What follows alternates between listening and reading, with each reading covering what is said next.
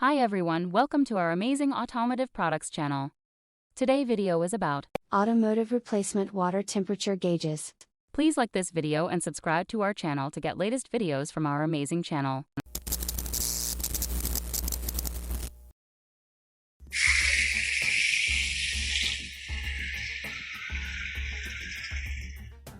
Installing an Autometer water temperature gauge is a pretty standard procedure on most vehicles.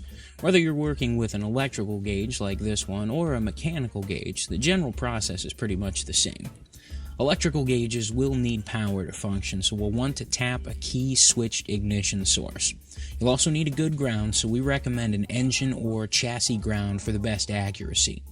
The lights for the gauge are controlled by the output of the headlight switch, and finally, your sending unit, which may look like this on a short sweep electric gauge, or could look like this on a full sweep electric gauge, will be installed onto an open water port on the engine.